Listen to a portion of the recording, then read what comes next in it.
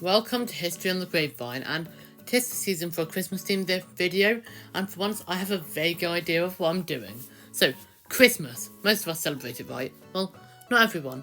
Did you know there are around 20 countries where Christmas isn't even a public holiday? Interestingly, in about half of those countries, you wouldn't even be able to watch this video. But this isn't a deep dive modern day analysis channel, it's a history and sometimes biology channel. So let's ask the big question: what country didn't observe Christmas? And more importantly, why? Historically, of course, not modern day, because as I just said, this isn't a deep dive modern day analysis channel. Why didn't they though? Did Fidel Castro have the Grinch on payroll during December? Or is there another story? Let's unwrap this, shall we? Get it? Yeah, okay. Our first Christmas ban brings us to 17th century England, where Oliver Cromwell, a man so Puritan he probably frowned at rainbows, decided Christmas was too sinful to continue. Cromwell became Lord Protector after leading the charge to overthrow King Charles I, whom he had promptly executed in 1649. With the monarchy out the picture, Cromwell and his fellow Puritans set around reshaping England in their strict image of morality. Puritans weren't exactly party animals. Their philosophy emphasised living a devout, modest life, which, unsurprisingly, meant no fun. Christmas celebrations of the time were lively, featuring festivities, drinking, feasting, and games. To Cromwell, this wasn't holy reverence, it was borderline blasphemy. Worse still, Puritans saw Christmas as tainted by pagan traditions. Evergreens, mistletoes, and even the December 25th date had ties to ancient solstice celebrations. In Cromwell's eyes, if something wasn't 100% Christian, it was 100% wrong. He believed observing these heathen traditions would land England in God's bad books. So, in 1647, Christmas was officially banned. Shops and businesses ran as usual, but attending a Christmas service could get you fined. Soldiers patrolled the streets to enforce the ban, which is probably the least festive image you could ever picture. The people, of course, weren't thrilled. Secret feasts were held and some towns openly rebelled, but Cromwell wasn't budging. It wasn't until his death in 1658, and the monarchy's restoration 2 years later, that Christmas returned to England.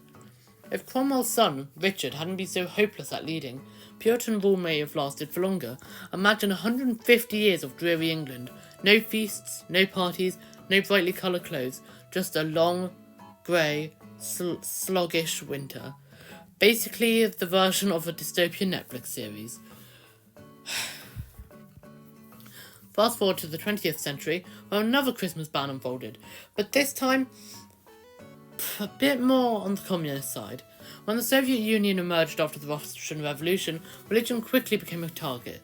The Communist Party declared the USSR as an atheist state, and religious practices, including Christmas, were heavily discouraged. By 1929, public celebrations of Christmas were outright banned, but Stalin took it further. In 1935, he introduced New Year's celebrations, complete with a decorated New Year's tree, gift, and parties. On the surface, it looked like Christmas was back, but it wasn't. Stalin had repackaged the holiday into something secular and state-approved. Think of it as Christmas without the Christ, so basically just Mass. But think about it. Yet again, Mass is Christian. Just think of it as... Behind the festive veneer was a strict, repressive regime. Churches were closed or converted into warehouses. Clergy members were persecuted or worse. By replacing Christmas with New Year's, Stalin sought to ensure loyalty to the state, not religion. The message was clear. Devotion to communism and the people came first. This policy extended across the USSR's vast territory, from Kazakhstan to Estonia. In these regions, traditional Christmas customs had to adapt, or disappear altogether. After Stalin's death in 1953, religion's tolerance slowly increased, but Christmas didn't fully return until the Soviets' collapse in 1991. Even today, some former Soviet republics like Turkmenistan still doesn't officially recognise the holiday. It's ironic, really. Stalin, who once tried to become a priest, ended up playing the ultimate Grinch.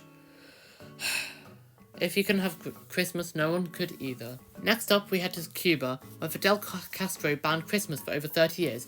Why? Not ideology, not religion, but sugarcane. Before Castro's revolution in 1959, Cuba's sugar industry was booming.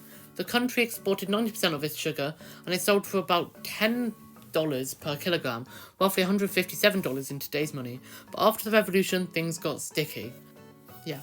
When Cuba aligned itself with the Soviet Union, the US imposed a trade embargo, cutting off its biggest market. This made sugar production vital for the Cuban economy.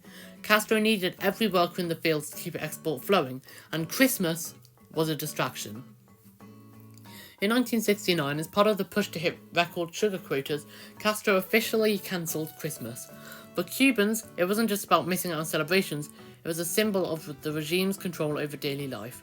Of course, it wasn't all bad news. Well, yeah, it was. But until 1997, Pope John Paul II visited Cuba, and shortly after, Castro reinstated Christmas as a public holiday. Whether he had a change of heart, like the Grinch did, or just didn't really want to anchor the Vatican is up for debate. Either way, Cubans could finally deck the halls again. With sugarcane. So, there you have it. 3 times Christmas was banned in history. From Cromwell's crusade to Stalin's atheist agenda, each leader found their own unique way to be the Grinch. If you made it this far, thank you for watching. Let me know what your thoughts were in the comments, what surprised you the most, and which of these bans you would want to least want to live through. As always, don't forget to like and subscribe, and I'll see you next time. That's all for now, but remember, you heard it on the grapevine. There we go, haven't done that outro in a while.